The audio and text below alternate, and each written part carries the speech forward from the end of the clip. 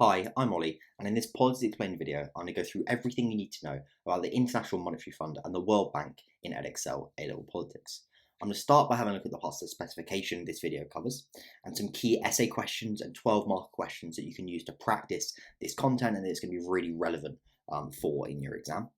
Before starting by having a look at the IMF, the International Monetary Fund, looking at its origins and aims, its structure, what it does, and crucially the debate about the IMF, including whether it has more strengths and weaknesses and whether it does more harm or whether it does more good. And then effectively we're going to finish off by doing the exact same for the World Bank. The notes you can see on your screen are part of an updating textbook on the global politics section of the Edexcel A Level Politics course that you can purchase on the Politics Explained website by going to the first link in the description, where you can also find loads of other resources to help you in your Politics A Level, including these updated detailed textbooks that ensure they're always relevant, that cover every single part of the course, as well as constantly updated essay plans that are really detailed, also covering every part of the course to make sure you're really prepared for the exam. You also find a place to sign up for tutoring and live revision webinars that we'll be doing before the 2025 exams, if that's something you're interested in. But yeah, without further ado, let's get into it. So starting off with the parts of the specification this video covers. So this is the third of what there's going to be 5 videos on the second subtopic of global politics, global governance, political and economic.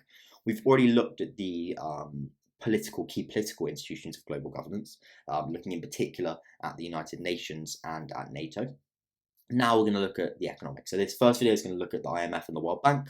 The next one's going to look at the World Trade Organization and the G7/8 and the G20. And then finally there's going to be some overall debate looking at the significance of global governance, how it deals with poverty, the North-South divide, etc. But this one in particular is going to focus on the IMF and World Bank, and we're going to look at the role and significance of these institutions, their strengths and weaknesses, but crucially, looking at the bottom here as well, also a key issue is the failure of structural adjustment programs and the pressure for reform that came as a result of them. So we're really going to focus on that as well as a bit of a case study. In terms of the questions you can get on this topic, you can definitely get 12 markers. So all the questions in bold, there are essay plans for on the Politics Explained website, or 12 marker plans for. And if you know the ones in bold, you should be really well prepared for most questions that could come up. So if you know the content in them and are able to kind of use that content and adapt it to different questions, you should be really well prepared for the exam. And in terms of the questions that could come up that are going to be focused on this content, on the IMF and the World Bank, you could definitely get 12 markers comparing the IMF and the World Bank. So criticisms of both of them, similar criticisms of both of them, for example. But you could also get them compared to different institutions, whether that be the United Nations, whether that be the World Trade Organization, whether that be the G7 or G20. So it's about knowing the content really well and being able to adapt it to different questions. In terms of 30 markers, some key ones we could get is looking at whether economic global governance is effective, where there potentially the IMF and World Bank might be a paragraph each, and you might bring maybe the World Trade Organization as another one. You could definitely also get a question just on the IMF and World Bank, or just on, I'd say it's unlikely just on the World Bank, but you could get one just on the International Monetary Fund. And it's very much going to come in, these arguments, into questions about how effective economic global governance has been in terms of tackling poverty, and also quite important for some other questions that are going to come up in the course as well from other topics. Yeah, let's start off by having a look at the origins and aims of the IMF. So it was established in 1944 as part of what we call the Bretton Woods. So it's the Bretton Woods Conference, and it's part of what we call the Bretton Woods institutions now that are really important to economic global governance. They include the WTO, the World Bank, and the International Monetary Fund. And the key goal was to create a stable global financial system after the devastation of the Second World War. So to really rebuild after World War II and bring stability to the economy. The IMF came into formal existence then in 1945 with 29 members signing up to it, and today it has 190 member states, so it covers almost every state in the world, and a number of key aims. So really important is trying to promote stability in the global economy, and that's through collaboration on monetary policy and exchange rates, trying to ensure stability in exchange rates between different countries to prevent kind of trade conflicts and competitive devaluations of currencies to harm another country and help your own economy. And then more broadly, it's also about facilitating global trade, which it really believes is important to rising living standards. Crucially though, I'd say the most important thing is it actually provides financial assistance. So when a country is facing balance of payments problems, so effectively when it can't pay off its debt or can't pay for its imports, potentially because there's rampant inflation in the country, but it can also be other reasons, then it will provide loans to that country to help them out and ensure that they don't effectively default as a government, which is a very, very bad outcome for the country. And linked into that, as all economic institutions kind of have taken on, especially in the last 20, 30 years, with the UN's focus on sustainable development goals, Millennium Development Goals, there is a bit of a focus on reducing global poverty as well, that we'll look at later about whether it's effective in actually doing so. I think crucial to understanding both the IMF and the World Bank is how central neoliberalism and the idea of neoliberal free market capitalism is to these institutions, how they work, how they understand the global economy and global politics, and really what they suggest. So it really promotes economic policies rooted in neoliberal economic theory, emphasizing free markets, fiscal discipline, monetary stability. So they advocate trade liberalization, so really opening your economy for free trade, so really low tariffs, a very free market idea, but also fiscal austerity, so really spending less as a government, small government. So these are very Thatcherite economic principles, so cutting public spending, reducing deficits, and also privatization and deregulation. So they see these as the solution in a way to economic growth and economic prosperity, and they're really what they promote across the world. In terms of its structure, the exact distribution of power between its members is really dependent on financial contributions to the IMF. Therefore, those who have the biggest financial contributions, which are the countries which are the richest countries, have more power. And that's where the quota system comes in. So each member contributes financially based on its economic size, and that determines the amount a country can borrow and its voting power. So larger economies like the United States and the European Union have greater voting shares. For example, the US, as the world's largest economy, holds around 16.5% of total voting power, whilst many developing nations hold less than 1%. There's also some other elements of the structure. So the Board of Governors is kind of one key kind of finance minister from each member country. And above that, you also have an executive board that looks more at the day-to-day operations, and that's just 20 executive directors representing all of the member countries. So not all member countries are going to be represented in that. But of course, the United States, Japan, China, major European nations have representatives. There's often groupings for smaller countries, and then there's also staff. You don't need to know too much about that, but I think understanding the quota system and how actually voting power is distributed based on how big the financial contributions are, meaning that richer countries who have higher financial contributions have greater voting power, is really important. We'll bring that into some of the arguments in a bit as well. So then what does it do? The IMF has three central aims. I think the most important one we're going to focus on, and you're going to use in your essays, is lending. It's also important to understand the other two as well. So they're lending, surveillance, and capacity development. And they're all with the aim of maintaining a stable global monetary system, fostering kind of international monetary cooperation, and reducing poverty. So the first thing it does is it lends. So it provides financial assistance to member countries facing balance of payments problems. So as I said, balance of payments problems where you can't service your own debt, you can't pay off your own debt, potentially because you have rampant inflation, your currency is not worth as much as it used to be, or can't pay for your imports. And that's when a country's in a really poor financial situation and it needs loans. It needs money there and now to help it stabilize its economy to ensure it doesn't default, effectively ensure it doesn't go bankrupt as a country. So the IMF lends to help countries out of this, to restore macroeconomic stability and confidence in their economy. Crucial to understanding this, and we're going to look at this when we look at structural adjustment programs in a minute, and the real kind of large failure of them is that their loans are conditional. So they require borrowing countries to implement economic reforms aimed at addressing their financial difficulties to make sure they don't happen again in order to get loans. And that's where you see the IMF has a lot of power. Because they have the power in being one of the only institutions that can save a country from bankruptcy by giving it a loan, they're able to wield that power to get the economic reforms that they believe in, which ultimately are rooted in neoliberal thinking. So they often include fiscal austerity, currency devaluation, opening up the economy to the rest of the world, which the IMF argues are necessary to stabilise the economy and restore growth. A key example of this is Greece in 2010. So in 2010, Greece faced a severe debt crisis, with public debt reaching 146% of GDP, rendering it unable to meet its international obligations, service debt, and potentially on the verge of bankruptcy. The IMF, alongside the European Central Bank in particular, provided a bailout package of approximately 289 billion euros. We're talking big amounts of money here. But in exchange for the loans, in exchange for the financial support, Greece was required to implement austerity measures, including public sector pay cuts, tax increases, and pension reform. So really decreasing the size of the state, decreasing the amount it spends on pensions, the amount it gives out in terms of welfare, the amount it spends on health, the amount it spends on education. Also, it reduced public wages for public sector wages, which of course were deeply unpopular measures with the country, with the population. They didn't want them, but Greece really required the financial support, and as a result was forced to, kind of had to accept these loans.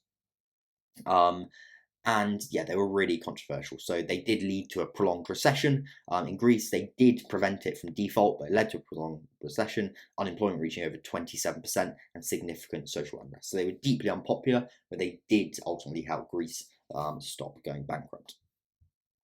The other two key things that the IMF does is surveillance. So it monitors the global economy and individual member states to prevent potential crises. So it tries to kind of look and prevent them before they happen, effectively. And linked into that is it gives advice to countries on how they should change their economy to ensure fiscal stability and prevent them from potentially defaulting. And it also tracks the global economy as a whole through producing reports every year and identifying potential risks to the financial system. For example, Italy is an example of this. So during the Eurozone debt crisis, which is also linked to Greece, Italy's high public debt and slow growth raised concerns about its long-term fiscal stability. So the IMF identified critical weaknesses in Italy's labour market, its tax system, so it's in its economy and how the government was dealing with it, and recommended structural reforms to the Italian government. So though Italy avoided a bailout, IMF surveillance could be seen as playing a role in informing the policy changes that helped it to stabilise its economy. And the final thing it does is capacity development. So especially for countries, in low income and developing countries, that don't have as much experience in economic management, or this is the view, at least of the IMF, or they might have kind of fragile economies. The IMF comes in and provides training, technical assistance, often to their members of their central banks and members of their government, in order to try and ensure financial stability and ensure economic growth. And Cambodia's, if you want to pause and read, is a really good example of that. What we're going to have a look at now is structural adjustment programs in focus.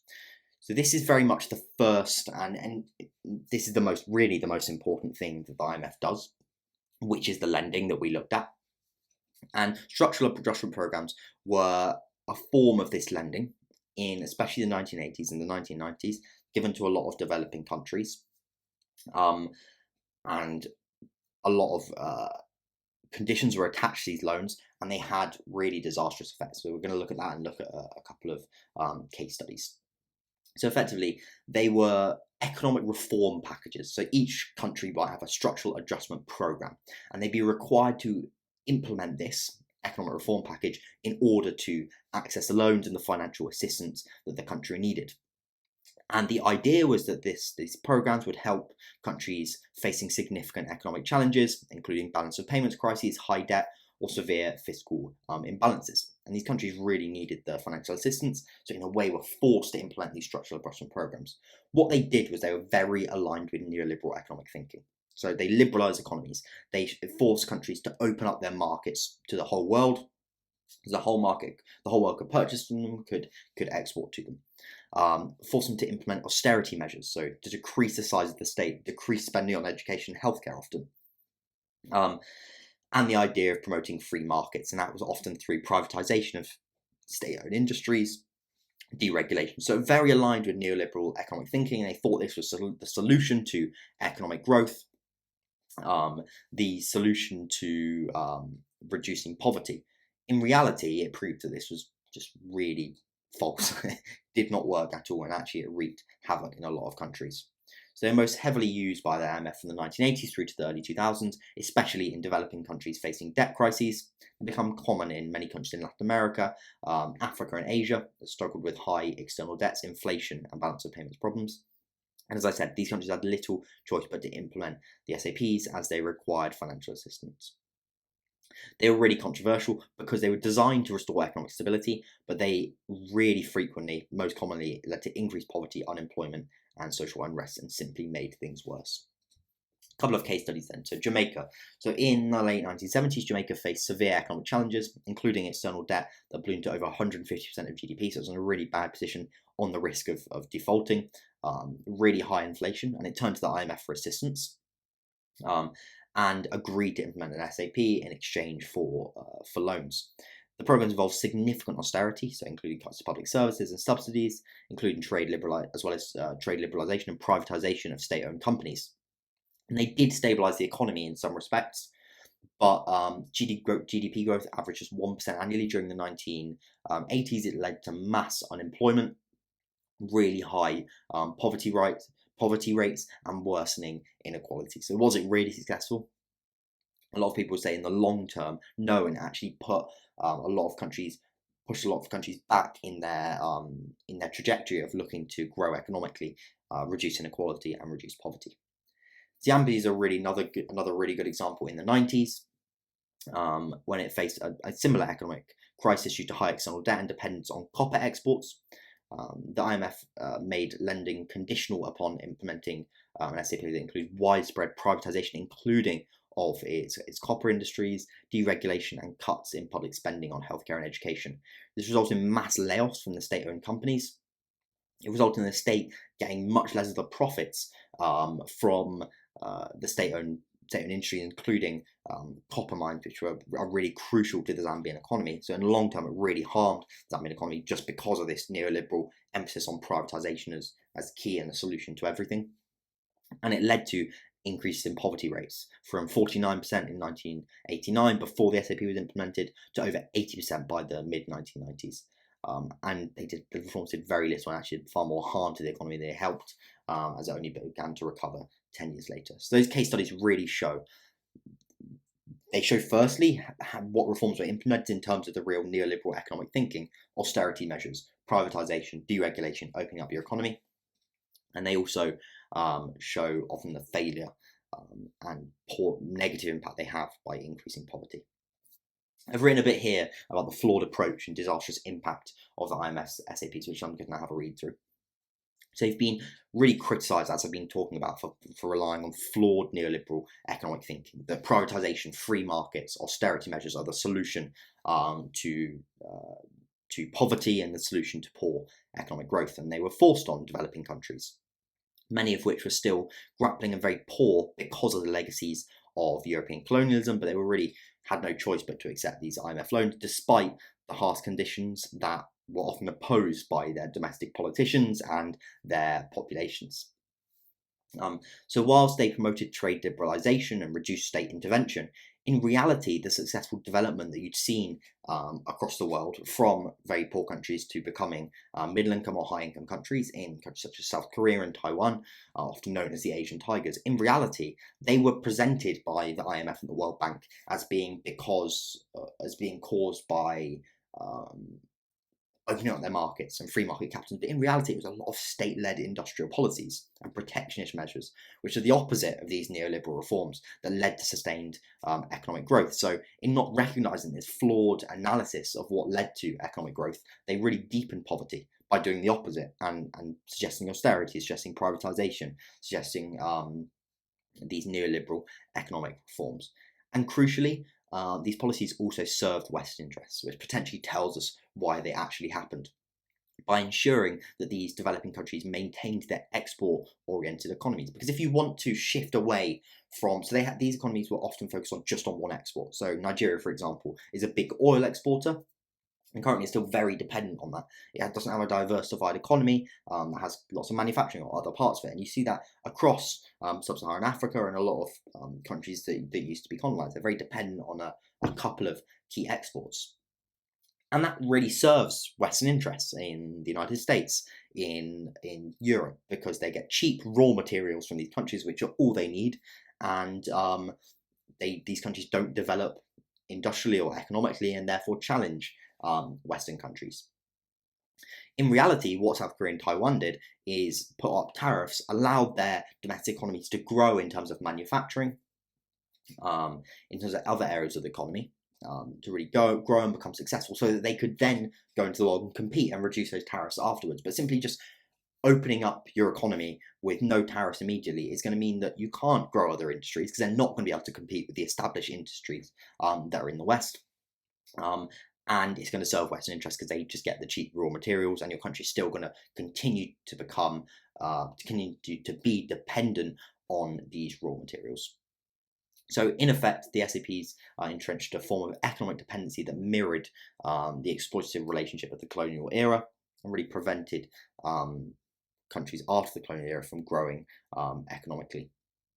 So seeing the disastrous impact of their policies, the IMF has moved away from the one-size-fits-all SAPs in the 1980s and 1990s, but it continues to promote neoliberal economic reforms and continues to be based on neoliberal economic thinking, which has been proved to be ineffective in a large number of countries. So that's structural adjustment programs. We'll have a look at now, before we finally look at the debate, is what the IMF's done in the past decade. So one of the key things it did, as we looked at with Greece and with Italy, was it responded to the Eurozone debt crisis, which was a really significant moment because it played a role in advanced economies in Western countries that were unable to manage unsustainable debt. As emerging markets like China, India, and Brazil have grown, it's had to adjust its role to reflect the shifting dynamics of the global economy. So it's placed greater emphasis on debt sustainability in low and middle income countries, helping them to manage debt levels without sacrificing economic growth or services. So kind of shifting a bit away from the harsh austerity measures they recommended in SAPs. Though, as I said, they're still very much based on this neoliberal economic thinking. These are a lot during the COVID-19 pandemic, which is of course a huge global economic crisis as well as a huge global health crisis, and shifted away from strict conditionality, providing rapid financial assistance with fewer conditions to a lot of countries. They recognised it was necessary. So in 2020 alone, it disbursed over $100 billion in emergency financing to more than 80 countries. There have been reforms and calls for change, though, with criticism of its traditional approach, and it has made some reforms, particularly to its governance structure. So emerging countries have gained slightly more influence in decision making, with reforms to the quota system, but these countries, developing countries, still remain underrepresented relative to their growing economic influence. Okay, what we're going to have a look at now is the key debate over the IMF. So we've got on the one hand key criticisms of it and arguments for reform, and then secondly we're going to have a look at the other side on arguments in support of the IMF and its positive impact. And actually, a lot of this is going to touch on stuff we've already been looking at. So the first key argument that the IMF, the key criticism of the IMF, an argument that is kind of really weak and ineffective, is that it promotes austerity, which deepens poverty, harms development, and undermines the sovereignty of developing countries. This is kind of really what we're looking at, in particular at the SAPs. That its basis and its ideological basis in neoliberal economic thinking, actually, when implemented, and it's implemented by, in a way, being forced on countries that require the financial support. These austerity measures, these neoliberal reforms are forced on countries, and in reality, whilst they claim to be necessary to maintain economic stability, in reality they often actually lead to increased poverty, unemployment, and social unrest. And you see that in Greece, you see that before that with the structural adjustment programs. Crucially, they also undermine national sovereignty. So developing countries feel coerced into accepting the IMF programs, even when they're opposed by a lot of their populations, because they're the only place they can go for financial assistance. So even if it's against domestic interest and political opinion and public opinion, politicians have to accept them, and in a way that can be seen as really undermining national sovereignty of these governments. And finally, they've been really criticised for creating a cycle of economic dependency in developing countries, as I mentioned, locking them in a cycle of borrowing, often because they have relatively high interest rates on their borrowing, and preventing them from really growing economically. The second key argument, key criticism, as we kind of mentioned earlier, is that it's structured to favour wealthy countries. Because voting power is based on financial contributions, which is of course going to be based on the size of a government's economy and how much they can give, it gives advanced economies far more influence over decision making. So the United States holds 16.5% of total voting power, which combined with the requirement that major decisions need an 85% majority, gives it a de facto veto over IMF policies, which ensures that it serves Western interests. By contrast, many developing countries, which are often the primary recipients of IMF programs, so they're the main areas, countries it has an impact on, hold far less voting power and have minimal input in decision-making processes. And if they had more input in decision-making processes, the IMF might not have implemented structural production programs to such a degree and may not be so based on neoliberal economic thinking. So that shows the real importance of the structure and who holds power within the system. So this imbalance has led to growing calls for reform, but these reforms haven't been forthcoming and haven't been as radical as required. The US still ultimately has a veto. And then finally, it can be argued that the IMF prioritizes economic growth at the expense of the key things it should be tackling, which are inequality and climate change. So critics argue that its central focus on macroeconomic stability and economic growth often comes at the expense of other key crises, like climate change and inequality. And climate change has always been a secondary priority to economic growth and debt reduction. So the Paris Agreement has prompted the IMF to incorporate environmental risk into its assessments, but critics argue these steps are too limited given the scale of the challenge, and it ignores the biggest crisis facing the world in the next century. On the other hand, then, we have some arguments that IMF in support of the IMF, and arguing that has a positive impact. First of all, its support is crucial in helping countries manage financial crises. So countries, when they're in economic distress, when they have balance of payments problems, or when they're on the brink of default and bankruptcy, being a lender of last resort is really, really important, and it has been able to stop countries from defaulting, from becoming bankrupt. And you can see that during the COVID-19 pandemic, where it provided really important financial assistance of $100 billion. So as a result, it plays a really vital role in ensuring global economic stability.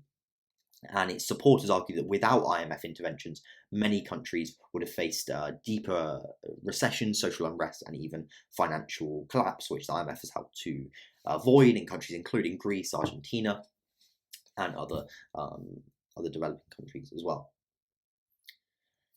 Another argument is that the economic measures promoted by the IMF are necessary. So the supporters of the IMF would argue that yes, structural reforms and austerity measures and the neoliberal reforms they suggest do result in short-term pain, cutting government spending, implementing fiscal discipline, but they argue they're ultimately necessary to stabilise the country's economy and promote long-term economic growth.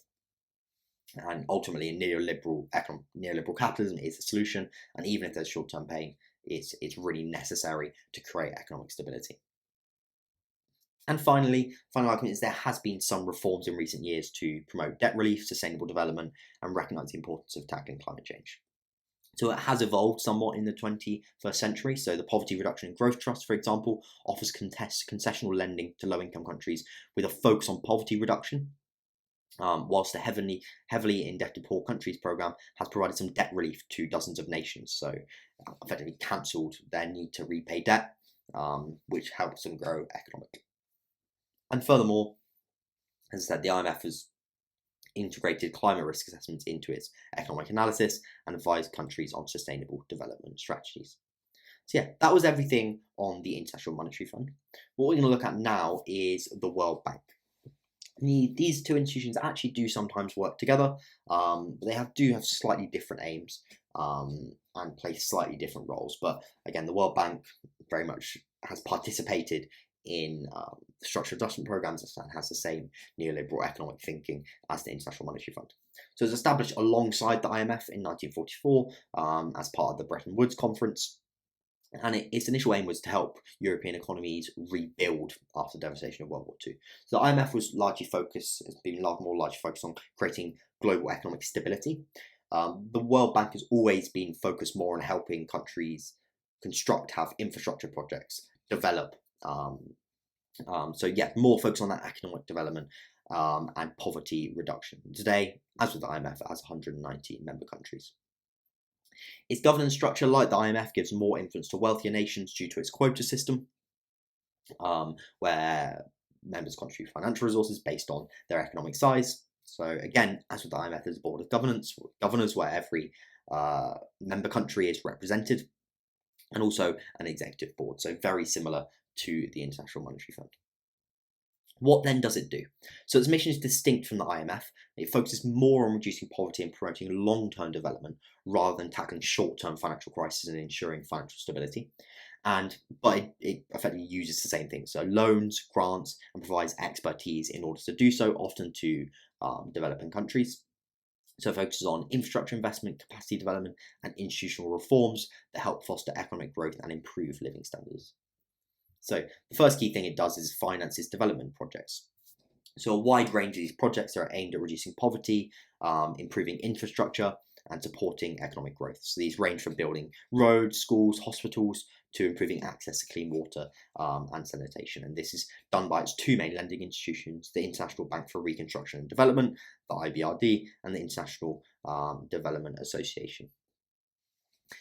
A case study of this is the India's rural electrification program, which started in 2014, and its World Bank has played a crucial role in expanding access to electricity in rural India. So it's provided $1 billion in loans to support its ambitious rural electrification initiative, which aims to provide reliable electricity to 200 million people living in rural areas. So it's been funded by the IMF, both through loans and groceries through loans, but elsewhere it does use some grants as well, but it's mainly lending as the IMF is. Like the IMF, the World Bank also provides technical assistance and capacity building to help countries develop the institutions and skills necessary for sustained economic development. For example, in Rwanda, it's worked with the government to reform the education system and improve access to quality education. It provided $200 million in grants to support teacher training, curriculum development, and infrastructure improvements. And finally, it promotes sustainable development. So that's really balancing economic growth with tackling climate change and environmental protection.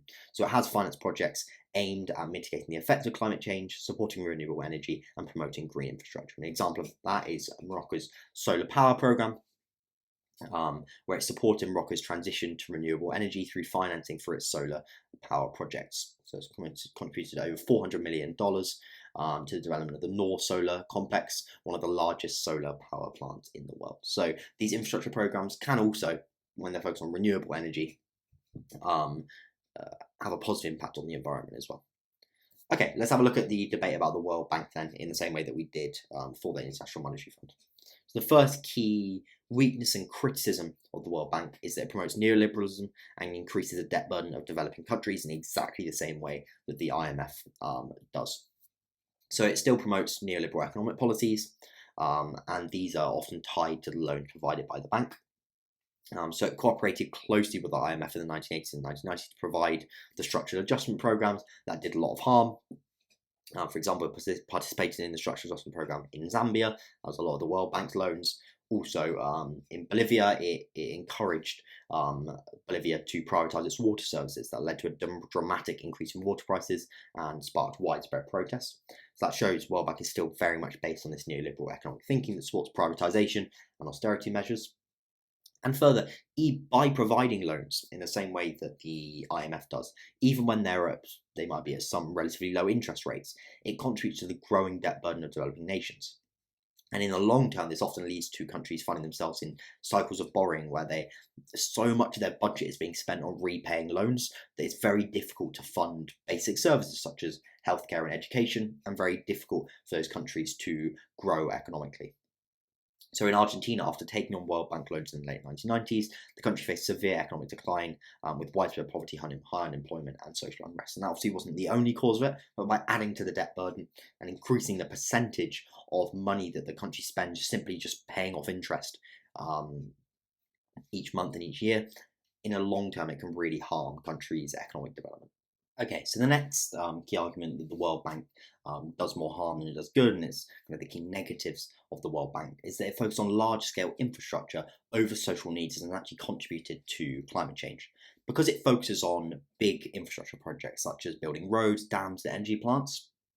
They can be seen on the one hand as driving economic growth, but critics argue that they often neglect urgent social needs and displace local populations who have little agency in the decisions because they're ultimately being made by this international governmental organisation. For example, in Uganda, the World Bank-backed hydropower project displaced thousands of people, disrupted local ecosystems, and led to protests from affected communities.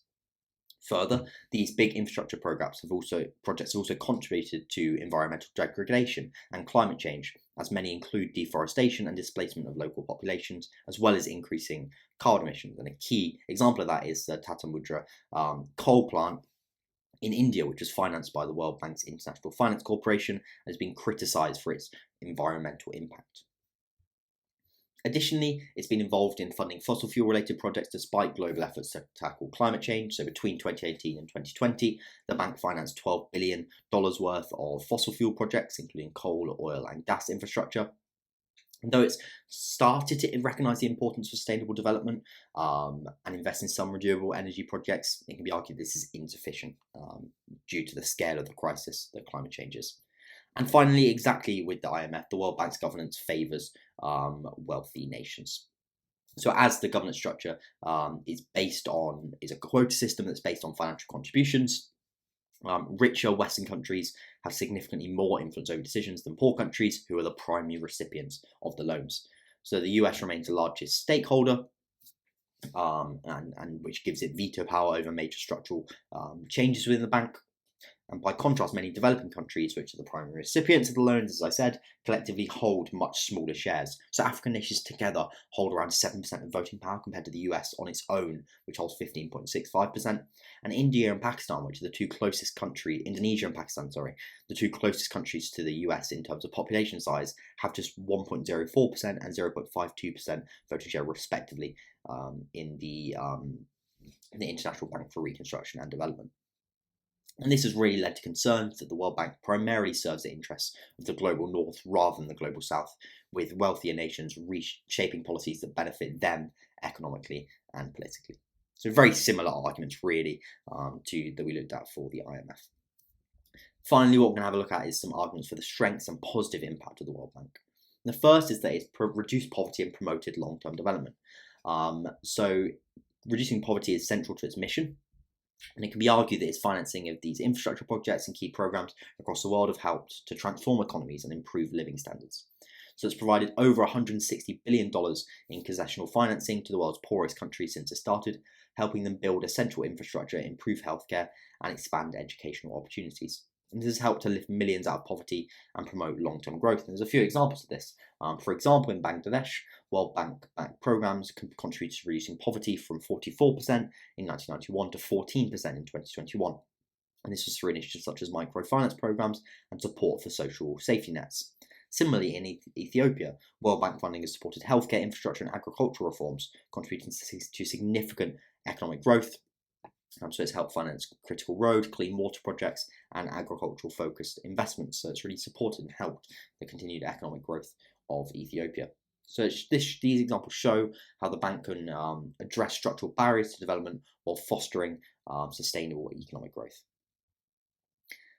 And then finally, the argument is that it's enabled global coordination to tackle major global challenges and crises.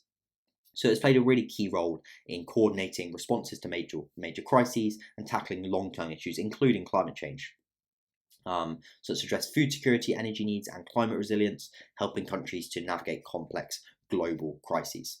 So for example, after the Russian invasion of Ukraine in 2022, there was a severe kind of global food and energy crisis, and the World Bank mobilized more than $30 billion to support countries impacted by rising prices. So it provided emergency assistance to food insecure nations, helping them to subsidize basic goods and support farmers with essential resources.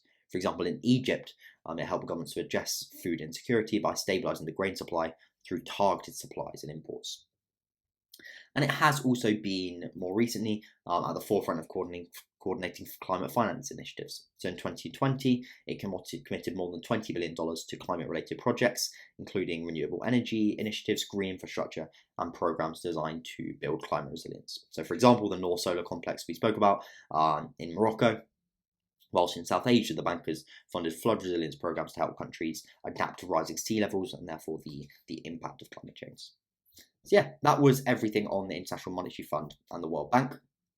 As I mentioned at the start, you can use a lot of that content in 12 markers that are going to ask you to compare the IMF to the World Bank or with other institutions, but also in your 30 markers on the effectiveness of economic global governance, the effectiveness of the World Bank and the IMF overall. But you can also bring it into questions on how global governance and how effective it is at tackling poverty, particularly those arguments on either side. So on the one hand, the influence of structural adjustment programs and neoliberal economic thinking, and how in reality their actions have often deepened poverty.